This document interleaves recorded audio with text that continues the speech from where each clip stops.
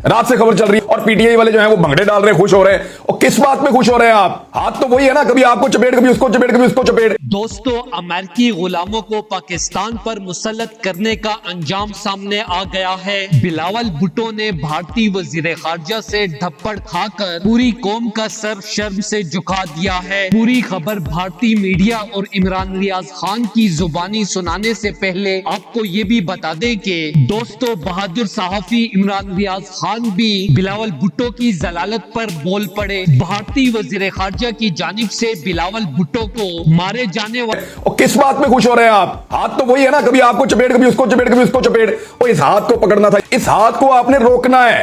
ये किसी और को सुन या डंडा मारे तो आपने खुश नहीं होना। यानी मेरे मुखालिफ को मार पड़े तो ठीक है, मुझे पड़े तो गलत है, ये नहीं हो सकता।